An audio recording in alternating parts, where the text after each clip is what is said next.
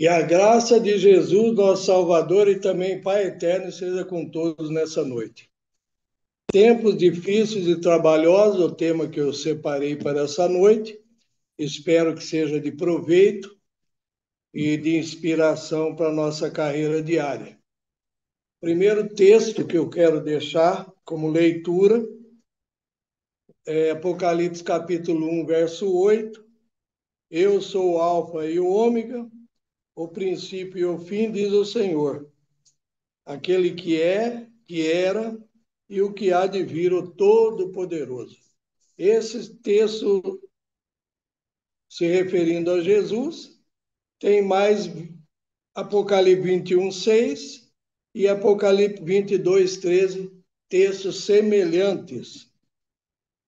No livro de Colossenses, capítulo 1, verso 16, nós lemos uma confirmação disso que acabamos de ler.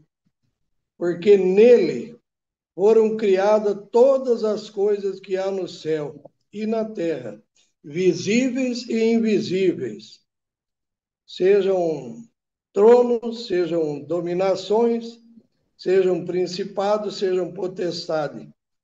Tudo foi criado por ele e para ele. Então, Jesus, quando chega diante de João ali na ilha de Patmos, então ele orienta e fala, se apresenta como o princípio e o fim, o alfa e o ômega, e aqui Colossenses, o apóstolo Paulo escrevendo, confirma que tudo foi feito por ele, nada foi feito sem ele, tudo foi criado por ele e para ele.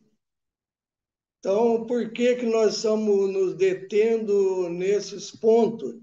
Alguns no passado, no tempo da White, ou antes, logo que saíram das igrejas evangélicas e protestantes, logo que foram excluídos, não tinha toda a concepção da divindade de Cristo. Algumas igrejas tinham e outras não.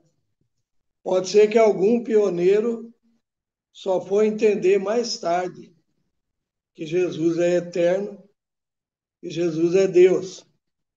O livro Desejado de Nações, principalmente, foi o que mais detalhou e esclareceu sobre o Deus triuno, as três pessoas da divindade, ao ponto de um pastor sair da cidade onde ele estava e ir para a Califórnia encontrar a irmã White e lá conversar com ela se ela realmente tinha escrito daquele jeito. No livro de Miqueias, capítulo 5, verso 2, bem conhecido, para que não haja dúvida. E tu, Belém Efrata, posto que pequena entre milhares de Judá, de ti me sairá aqueles que será Senhor em Israel, cujas saídas são desde os tempos antigos, desde os dias da eternidade. Se você pega uma outra tradução, principalmente a Novo Mundo do Testemunho de Jeová, eles omitem essa palavra desde os dias da eternidade. E por que que eu estou trazendo isso, citando essas religiões? Que no meio adventista, infelizmente, está surgindo cada vez mais uma apostasia com relação à divindade de Jesus. E tudo que você mostra da Bíblia e do Espírito de profecia, nada serve. E então, ou foi torcido, ou foi mal traduzido, ou não foi daquele jeito. Mas eu quero ler mais dois textos que estão em Isaías. Primeiro, nós vamos ler Isaías 7,14, texto bem conhecido também. Portanto, o mesmo Senhor vos dará um sinal. Eis que uma virgem conceberá e dará à luz um filho, e será o seu nome Emanuel. Se nós lermos no livro de Mateus, capítulo 1, nós vamos ver a confirmação desse texto. Então, Mateus capítulo 1, versos do 21 ao 23. Lemos assim: E dará à luz um filho, e chamará o seu nome Jesus, porque ele vos salvará o seu povo dos seus pecados. Tudo isso aconteceu para que se cumprisse o que foi dito pelo profeta do Senhor, que diz assim, no verso seguinte, verso 23: Eis que a Virgem conceberá e dará à luz um filho, e chamá-lo-ão pelo nome de Emanuel, que traduzido é Deus conosco. Então, lá em Isaías fala que a Virgem conceberia, daria à luz um filho e ele seria chamado Emanuel. Mas não deu a tradução, não falou. Agora, Mateus escrevendo, ele relata o mesmo texto de Isaías e ele agora fala que essa palavra Emanuel significa Deus conosco. O que quer dizer Deus conosco? Essa maneira maravilhosa de Jesus ser encarnado em Maria, gerado pelo Espírito Santo, uma concepção miraculosa que nossa mente não consegue alcançar. Mas agora então ele passa a ser chamado também filho do homem, porque nasce de uma mulher, e muitas vezes filho de Deus, porque ele é divino. Esse filho de pode ser entendido como filho divino, mas nós entendemos que Jesus nunca foi filho. Isaías 9, verso 6. Porque um menino vos nasceu, um filho se nos deu, e o principado está sobre os seus ombros, e o seu nome será maravilhoso, conselheiro, Deus forte, Pai da eternidade, príncipe da paz. Então alguém poderia falar, mas aí está dizendo que é será chamado, né? O que é esse será chamado? Uma profecia. Então, o trabalho de Jesus é diferente do outro que ficou no céu e também diferente do trabalho do Espírito Santo. Mas só ele que poderia ser, claro que os outros dois também, ser chamado de Deus forte e Pai da eternidade. Um anjo ou um ser humano não poderia ser chamado dessa maneira. Quero ler um texto no livro de Timóteo, a carta de Paulo a Timóteo, que nos diz assim: Mas o Espírito expressamente diz nos últimos dias, nos últimos tempos, alguns apostatarão da fé,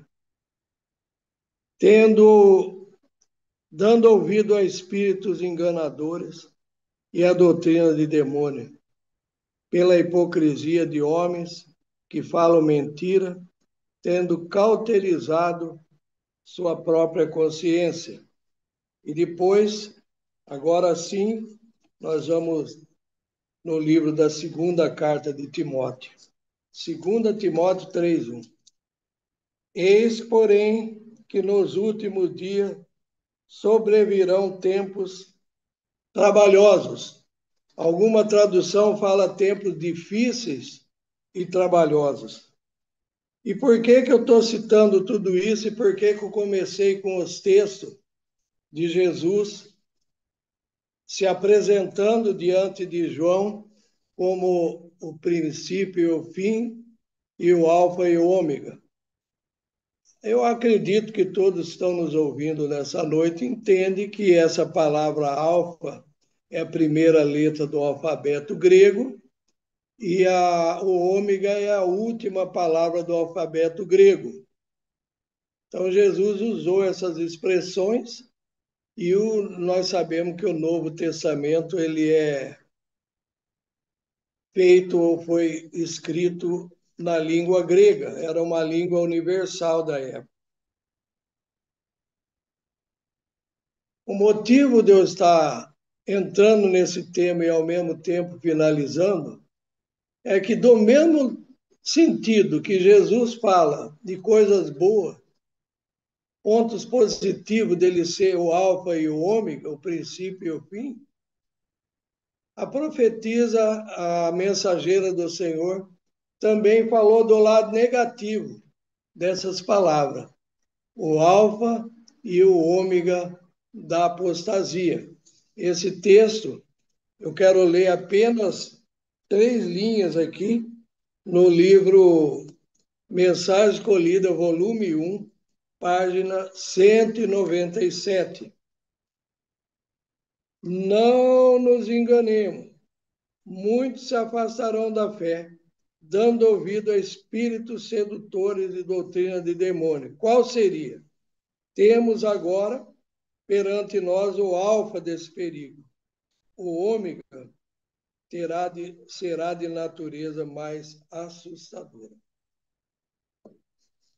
Para quem está iniciando agora na carreira adventista, nós vamos explicar rapidamente que essa falsa doutrina ou essa heresia do alfa começou com o Dr. Kellogg. Claro que isso é uma teoria antiga, panteísta, mas Kellogg, então, foi o que mais propagou essa loucura e ela combateu muito, principalmente nesses textos. Eu não vou ficar martelando e lendo um texto atrás do outro nessa noite, mas ela vinha admoestando a igreja nessa situação. Mas a admoestação final dela, acabamos de ler, foi que também haveria uma outra apostasia, que seria o quê? O ômega. O final. E esse final ela disse que seria muito pior.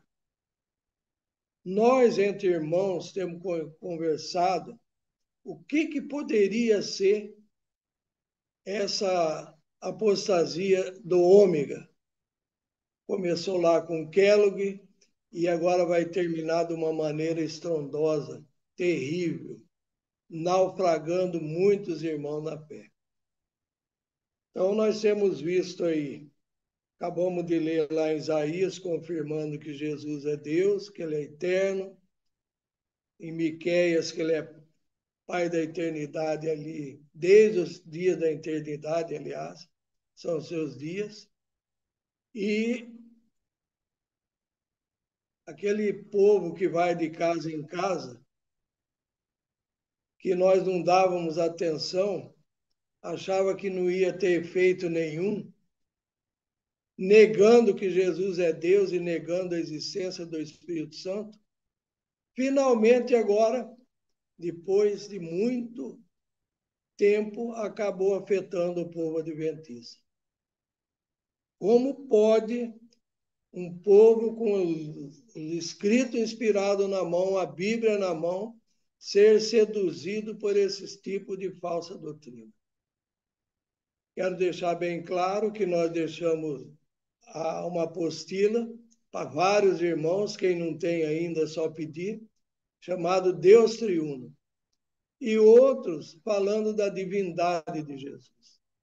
E outros reafirmando a existência do Espírito Santo como um ser divino, pessoal e eterno.